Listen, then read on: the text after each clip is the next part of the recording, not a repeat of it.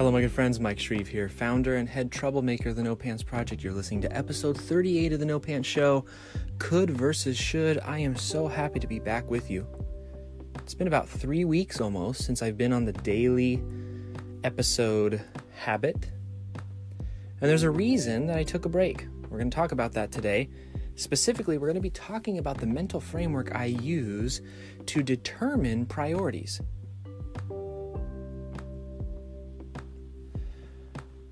One of the interesting things about running a business, running this particular business, is that you've likely heard of me or found me and my stuff from a Facebook ad. In that Facebook ad, I very likely said something along the lines of, I make a decent income working significantly less than the average person. Now, when you take a claim like that out into an overworked and underpaid world, you are naturally met with a significant amount of skepticism.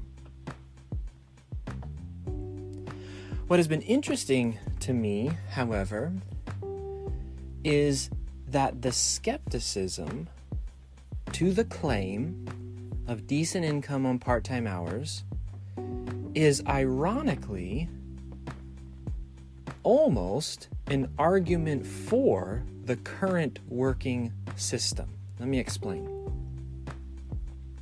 How most people function in their job is as follows.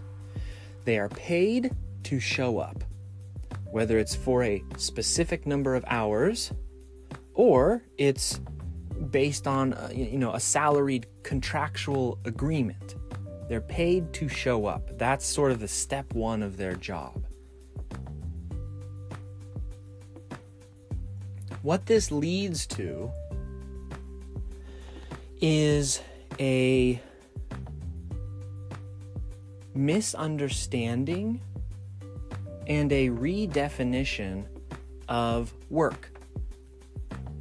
In today's society, it appears to me, and there seems to be quite a bit of research and evidence to support what I think is going on, which is people are rewarded for busyness, not productivity. One way that you could test this would be to take, let's say, a corporation and to only pay people based off the results they contributed to whatever goal that corporation has. There's a couple of things that you would find. One, the corporation itself would probably save a significant amount of money because, let's be honest, some companies are just bloated in that they have people who are hired who don't actually contribute all that much. You probably know of a few coworkers where you think to yourself, well, you just figured out how to kind of collect a paycheck for not doing much, right? We've all experienced it. Hopefully you aren't that person, because I think that's frankly morally and ethically bankrupt to just collect a paycheck for no contribution, but that's a different conversation for a different time.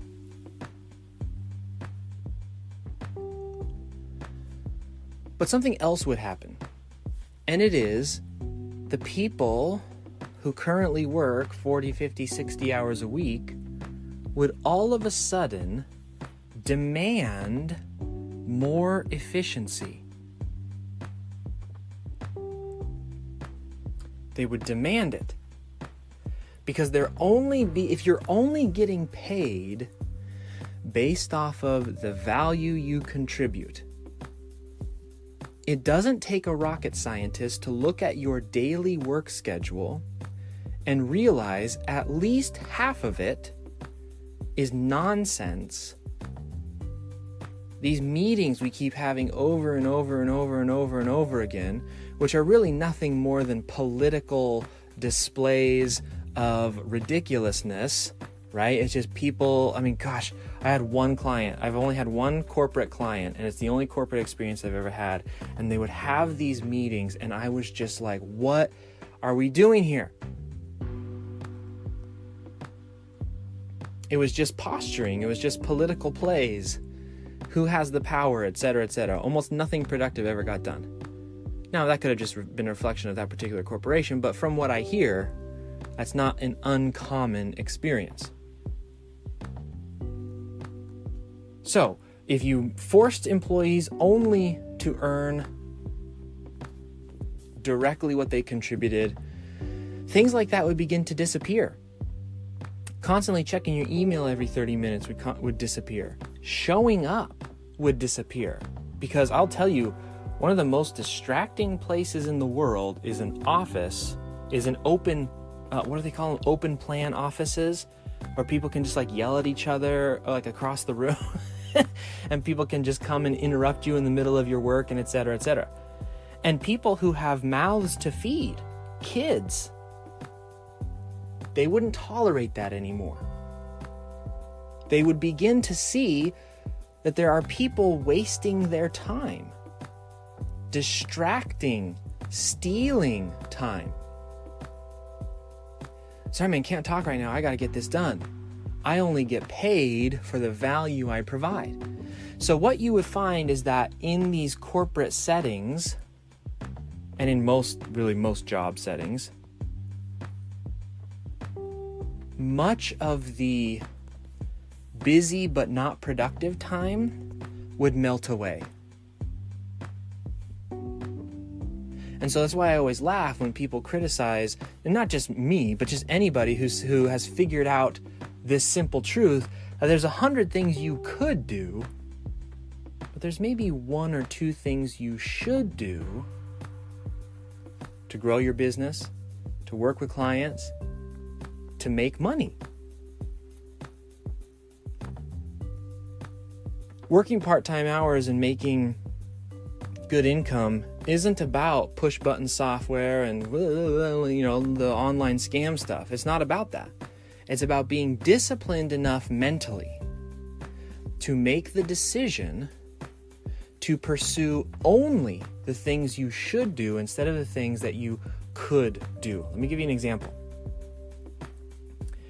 One of the ways that people often get caught up in the coulds and make mistakes is what you could do to get a client.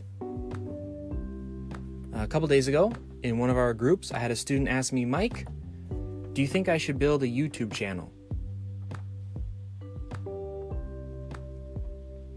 And in that YouTube channel, should I drive people to my email list? Build up that email list real quick. And I want to share with you my answer because I want to share with you the thought process that is required to create a flexible business. Because the key to flexibility is mastery of the word no. Knowing when to apply no. So here's how we broke it down. First thing that you want to do when you're thinking about what could I do of all these options that I could do. I could make a YouTube channel. I could do a podcast. I could do an email list. I could do this and I could do that.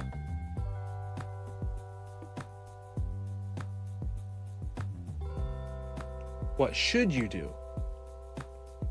First thing you have to do is ask yourself, why am I even pursuing this? What's the point of the thing that I'm considering? In this case, the student wanted to get more clients. Okay, so let's examine the possibility of a YouTube channel, knowing that the purpose of it is to get more clients. Now, this particular student was not a videographer. They were a copywriter. So that's important to understand as well, because my advice might be different if you're a videographer. But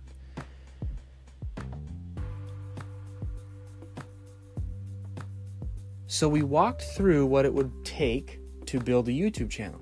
First off, you're going to have to learn how to make good videos. good videos are hard to make. That's why there's so many stinking videos on YouTube, and so few of them have a lot of views. It's not easy.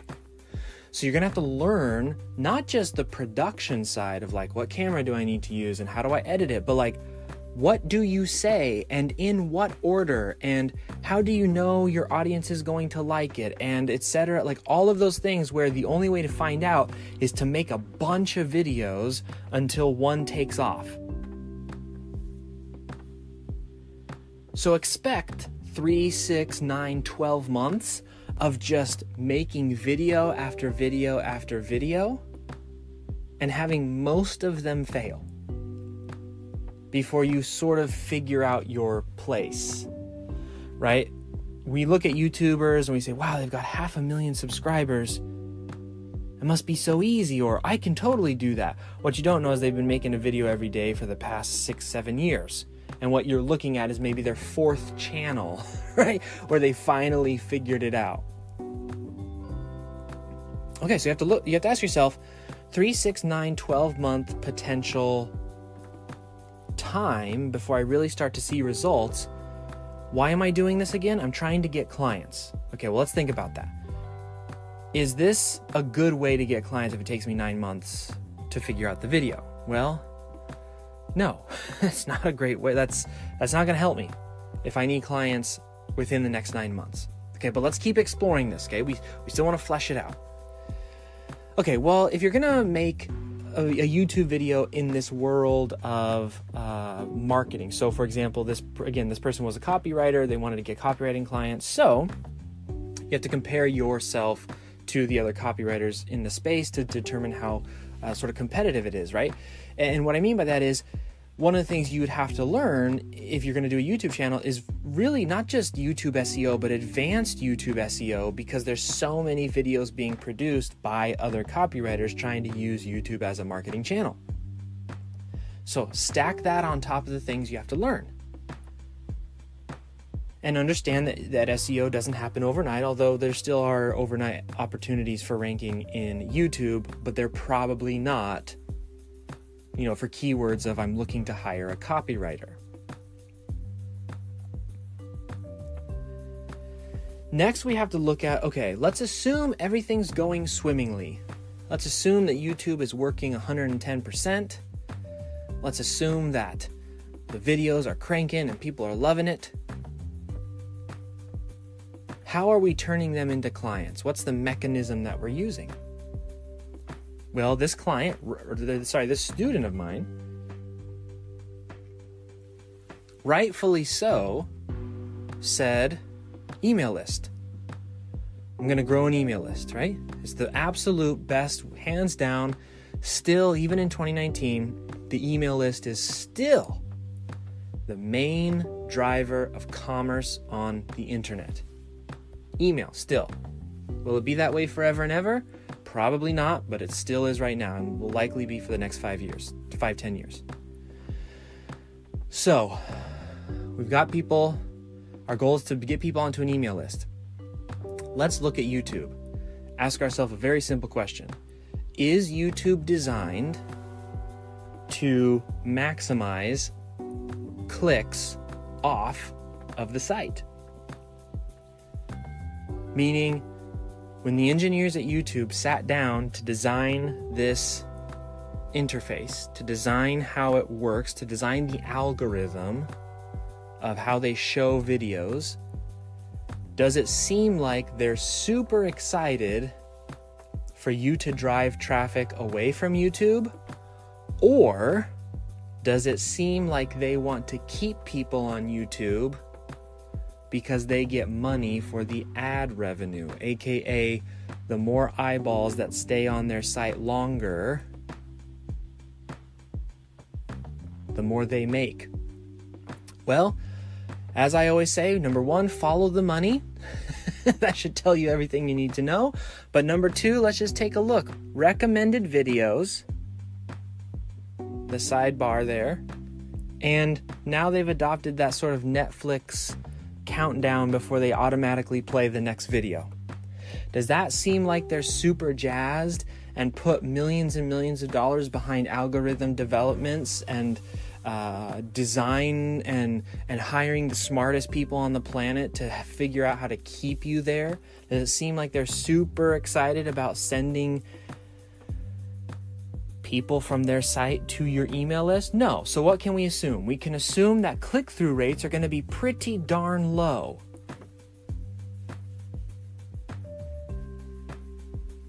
Now, this is where I'm probably going to lose some people, because they're going to say, well, gosh, what about all those YouTubers who are doing amazing things and building their site? And what about what Gary Vaynerchuk says? And what about Grant Cardone now has hopped on that bandwagon? And what about Frank Kern? He's hopped on it too. Everybody's talking about, I need to make 50 million pieces of social media. This is where could, I'm so programmed to say no, could versus should comes into play. This is where could versus should comes into play.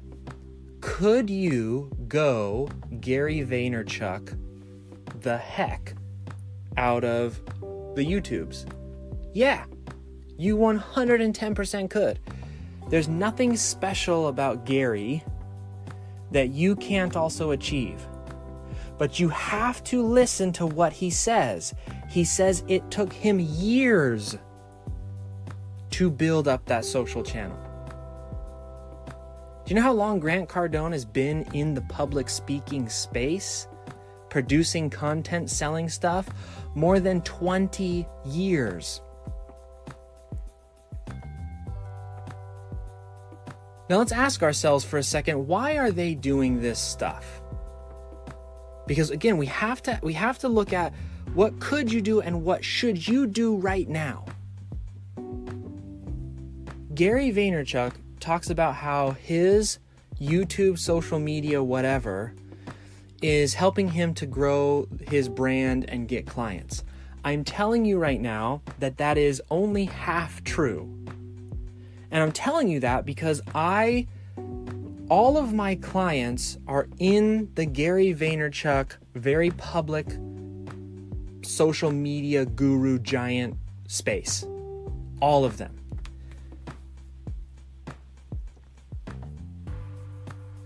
How Gary Vaynerchuk uses social media to get clients isn't that he's hoping a CEO is sitting there watching his YouTube video. That's not what's happening. And you can tell because who's he talking to? He's talking to young entrepreneurs.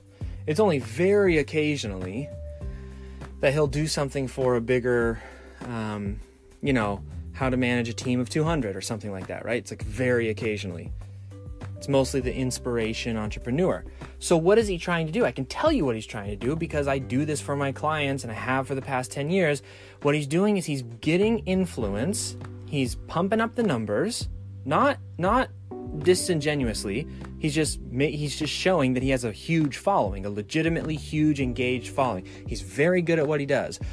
But what he does then is he turns around and he uses that as a tool to get $45,000 speaking gigs. How he makes his money is he gets paid $45,000 to go do this speaking gig, and it's at the speaking gig that he closes his $2 million a year VaynerMedia contracts. So this is why you have to be so careful. Same with Grant Cardone. What does Grant Cardone do? What's his business model? It's very, very simple. He is running essentially sort of like almost like there's an actual name for it, but just to simplify it, it's like crowdfunded real estate investment.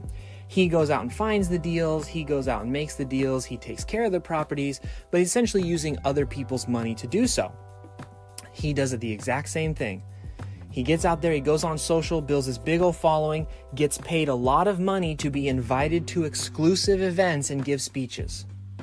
It's at the exclusive events where he's rubbing shoulders with very influential people that he's able to get investments into this fund of his, you could call it a fund, There are actual real names for it, but we're just kind of keeping it simple. It's called Cardone Capital, millions of dollars to invest. Then he uses that money to grow his real estate portfolio. So this is why could and should is so important. Could you build a massive social media following? Yeah, sure. Should you? I don't know. What are your goals? If your goals is to do stuff like that, to get invited to private events, to become a speaker, because there's a lot of money, like I said, there's a lot of money in speaking. There's a lot of money in being invited to be the authority.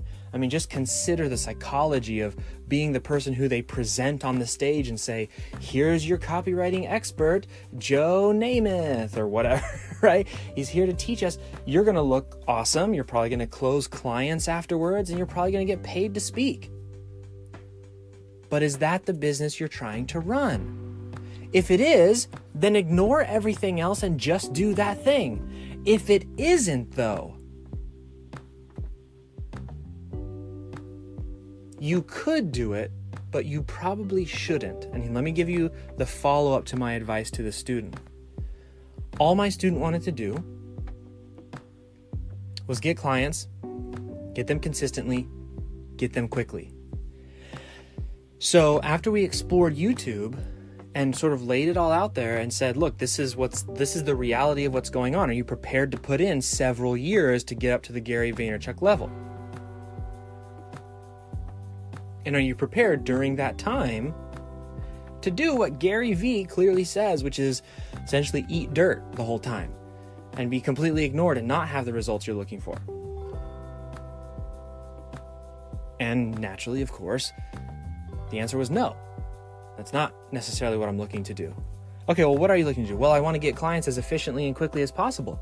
Okay, well, let's break down the process of what it takes to get a client. You need to get their attention. You need to offer them something, and you need to be able to follow up with that individual until they say yes, because that's just how human beings work. They say the money's in the follow-up, right? Which is to say, sales typically don't happen on the first interaction. You need to follow up with them again and again and again. Okay, well, the best way to do that still in 2019, as I said, is an email list.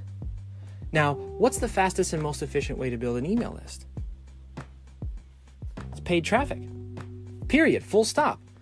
I could, in less than 2 weeks' time, build an asset that I could generate 200 to 1,000 new emails per day with paid traffic. Not 1,000 emails 9 months from now when my, YouTube finally takes off and over the course of 60 days I get 1,000 people to sign up to my email list. I'm saying within 2 weeks, start to finish, 0 to, let's just say low end 200 emails a day. Now you say, wow, that's really cool, but I don't have a bunch of cash. Could versus should. Could you run an email list, just investing money and on the back end getting clients? Yes, of course. Should you? Probably. Is there a better way? Yeah.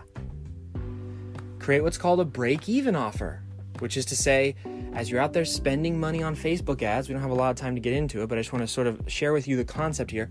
As you're out there spending money on Facebook ads, you have things for sale, lots of different things. They could be little mini services. They could be something we call an appetizer. They could also be little mini courses or ebooks or templates or tools that you provide, whatever it is. Again, we don't have time to get into it now, but whatever it is, you stack it in such a way, and there is an actual process for it, and there is an actual, and I've been doing this for the break-evens for about between 6 and 8 years. I can't remember exactly, but finally got it down to a science where every time I want, I just build one of these things. I spend $1 on Facebook, and within 24 hours, because people have bought some combination of these things I have for sale, I'll get $1 back. Now, it's not exactly $1 and $1. So for example, let's say I have a $21 mini course ebook thing for sale. I'll spend $21 on Facebook ads. to get that one sale. Does that make sense? So 21 in, 21 back. But when you're looking at sort of like a P&L, it's 1 in, 1 out. Now, I have a mechanism, took me 2 weeks to build. Facebook ads or YouTube ads or whatever. Maybe this person loves video. Well, use YouTube ads instead of trying to go YouTube organic. Get the same results, just build a mechanism that allows you to offset the cost of those paid ads. I can't remember if I've already said this on this episode or this was another episode, but the other day I had to laugh hysterically because somebody on one of my Facebook ads was making fun of me. And on the Facebook ad, it showed how much education we have left to do to help people see that there's no glory in hustling all day. But it was just so funny to me because somebody said on the Facebook ad, on my ad, I said something along the lines of, hey, I make about as much as a doctor and I hate hustling. I'm anti-hustle.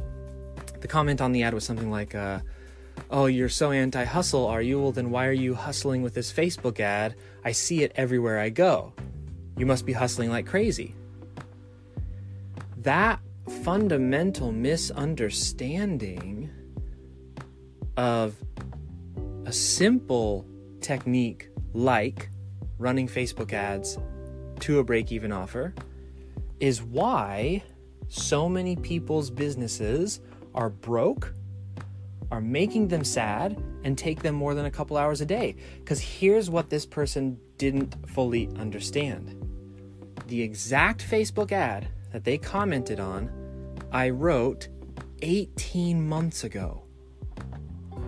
Put it up on Facebook, ran it, and didn't touch it afterwards. Now, it takes me maybe 20 to 30 minutes to run a Facebook ad. That one Facebook ad for the past 18 months has been generating sales, customers, revenue, and clients. And I haven't had to touch it.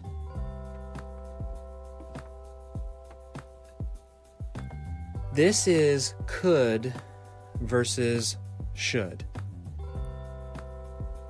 I could go out there and try to do a YouTube channel. I could go out there and try to beef up my social media. I could go do public speaking.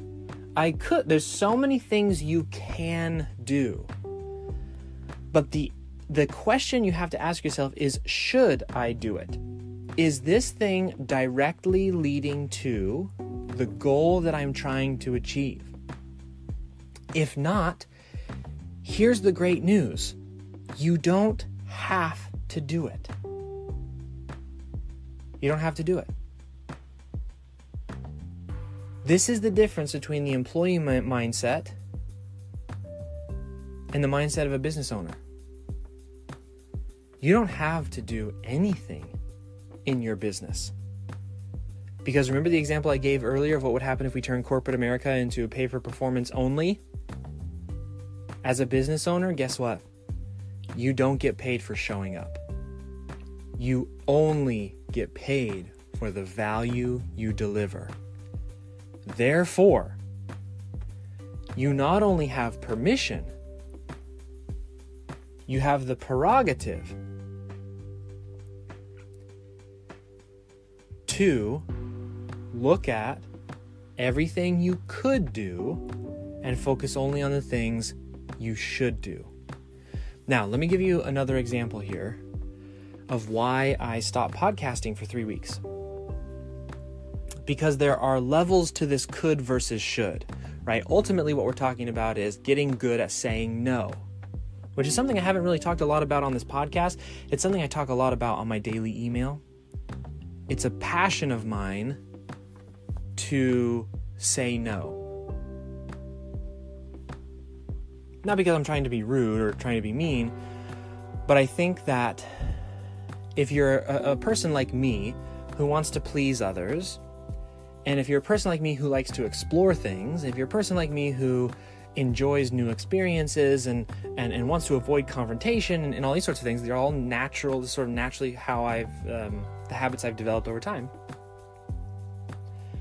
It's very easy to have your time stolen from you, whether it's stolen through distractions or whether it's stolen because somebody says, I need you to do something, or you feel a guilt towards something, or et cetera, et cetera. So one of the things that I've learned to love is the word no, because I've just found a ton of time that I've gotten back by saying no to the wrong things and saying yes to the right things. One of the best pieces of advice I've ever been given in my entire business career, to this day, every year I spend at least $100,000 on trainings or masterminds or etc. because I just want to improve. I'm constantly wanting to learn new things, and I'll buy programs if I already know 90% of what's in the program, but if there's 10% I don't know, I'll put the money down for the whole program. That's how you get to where you want to go. You can't continue to be the same person and expect different results. You got to upgrade a lot of elements, not just knowledge, but also patterns and behaviors and etc. Anyways, so one of the best pieces of advice I've ever been given came from a guy called Ryan Lee, who I consider a mentor. He is a big force behind why the No Pants exists. I flew out to his house, or not his house, but to where he lived, his town. Had a day-long mastermind, and by the end of that mastermind, that sort of meeting together, it was just us and maybe 5 or 10 other people. I came away and I was like, it's time to make the No Pants. It was that moment that I just was like, it's time to go. But his advice to me was this. I was really struggling in my business, just overworked, absolutely brutally overworked, working really long hours, absolutely miserable, making tons of money, hated my life. His advice to me was basically said, Mike, I'm going to give you a piece of advice. This advice will do 2 things. 1, it will help you to learn how to work way less. And 2, it's going to help you make significantly more money. This was his advice. Best advice I've ever gotten, ever, for growing my business. He said, block out 1 hour every single day. Nobody can touch that hour except your son. Best advice I ever got. Because what it did is it showed me how to say no. It showed me, it opened my eyes to this could versus should.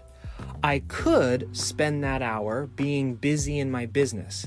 I should spend that hour connecting with my son.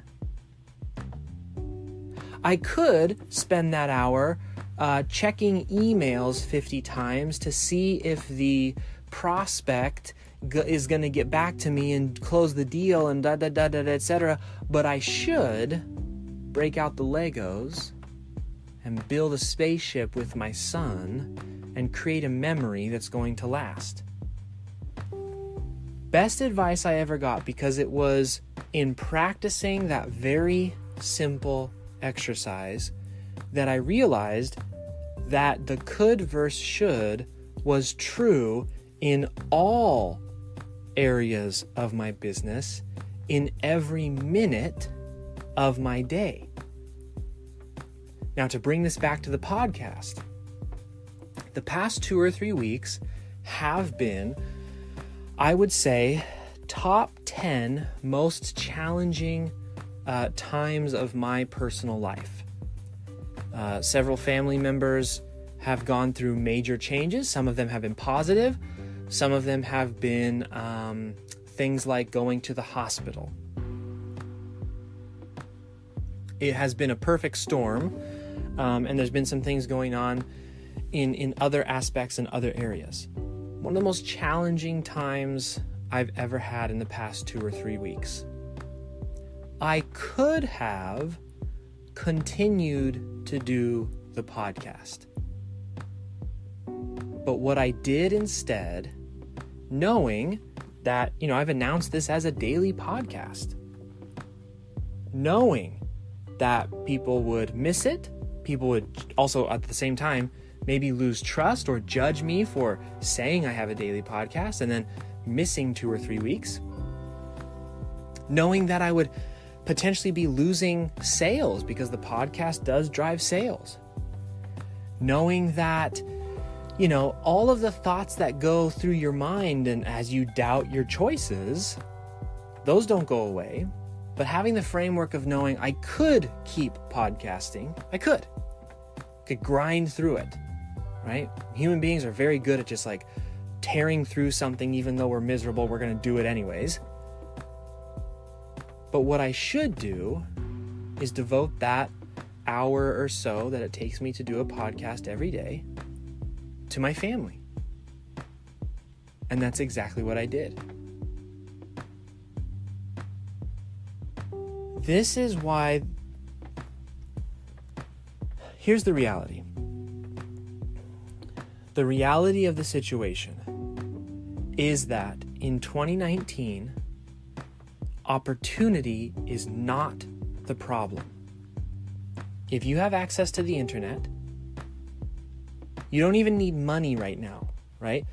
Like, you're not supposed to say that if you sell stuff online, telling people that they don't need to buy anything, but that's the reality. Like, you don't even need to buy anything. If you have access to the internet, you have access to everything you need to get started. Now, eventually, hopefully you do turn around and invest because you'll be limited for what free information can provide you. But if you have access to the internet, you have everything you need to get going. Completely free. If you have access to a decent public library, the same is true. The problem is not opportunity. I don't care who you are. You could very realistically start a business. You could. The challenge that you will face is knowing what you could do and knowing what you should do. That is the challenge in today's world because there are so many distractions. I'll tell you one more story about how you have to be careful about who you listen to. My team and I have been working on some social media stuff because we wanted to test and see if social media had any power to generate leads for us in an effective way so that we could just add another lead generation channel to our business. Hired amazing people to help me with this. Absolutely, top shelf, number one in class. People who bent over backwards to help me to do this. We didn't really see the results we were hoping for. So the person that I had hired to help me with this did an incredible thing, and she went out and she started asking all of the gurus, all of the people who make millions of dollars per year, who likely flood your inbox and flood your social media feeds, touting the importance of social media. Social media, social media, social media, social media. Every single one of them came back and said our goals were unrealistic. Do you know what our goal was? 200 email opt-ins per month from our combined social media accounts. That's LinkedIn, Twitter, Facebook, etc. Every single one said that was an unrealistic and unachievable goal. Now, remember, with one decent break-even machine and a break-even offer, where $1 of ad spend goes in and $1 of ad spend goes out, I generate between 200 and 1,000 email opt-ins per day. I work for 2 weeks to make it. I set up the Facebook ads once, and I let it run for literally years.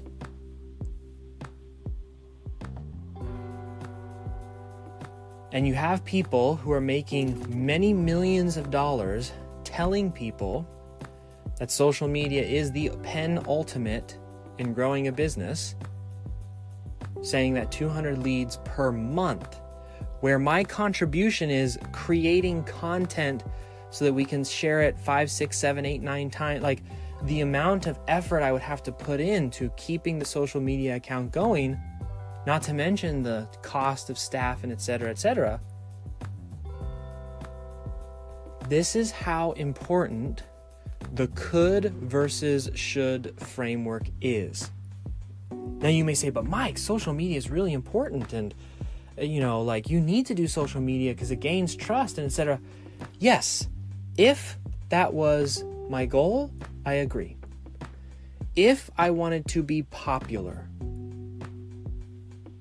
if I wanted to be on a stage, if I wanted to be picked up by magazines, if those were the goals of the business and goals of what I wanted to do in this particular instance, I would say you are 100% correct.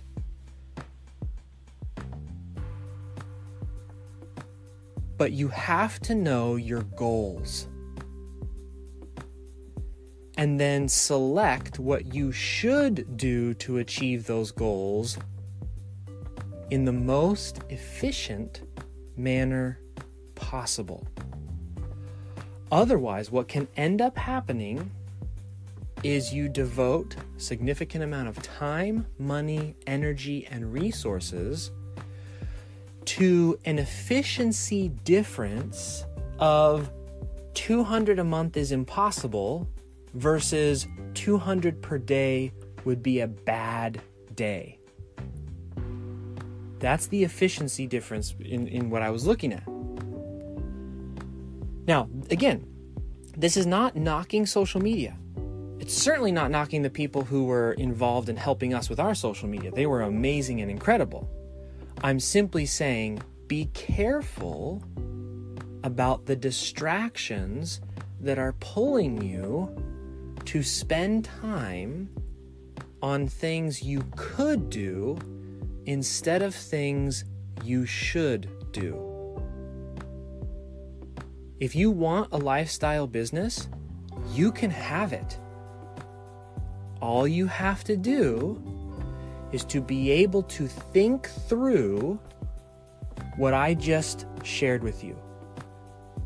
And I don't think it's very difficult. I think anyone can see the big gurus telling me 200 leads per month is impossible versus me seeing every day a bare minimum of 200 leads coming into my business and making the decision to say no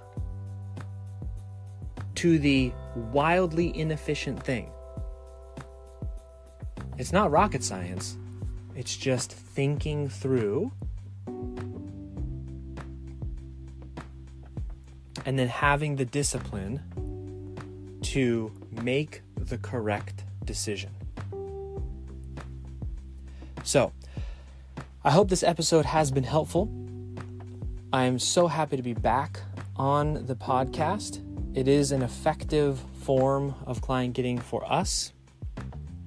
Plus, I love it. And that also is one of the things that's important, right? So should you do things that you love and enjoy? Yes.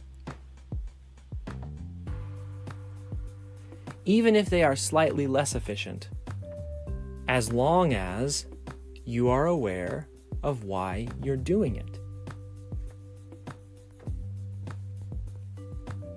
I don't talk about it a lot, but part of the reason I'm doing the podcast is because I needed to inject some fun for myself back into the business for which this podcast exists. There's a lot of things I could have done which would have generated the same results as the podcast.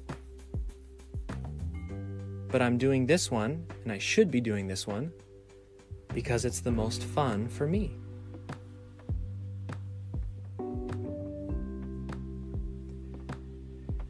All right, my friends, that is it. If you need help deciphering and figuring out what are the minimum viable actions, what's the most efficient process for you, what could you do and what should you do, please visit thenopantsproject.com, book a call with my team, and we'll have a chat about your business, about things that you maybe are doing right now that you might not necessarily need to be doing. Or, depending on where you are in your business, the things you should start doing instead to grow, to hit your goals, and to get where you want to be. Again, that's the NoPantsProject.com. You can watch a short video and book a call with my team. That's it for me, my dear friends. This has been episode 38, Could versus Should. Hope it was helpful, and I'll see you tomorrow.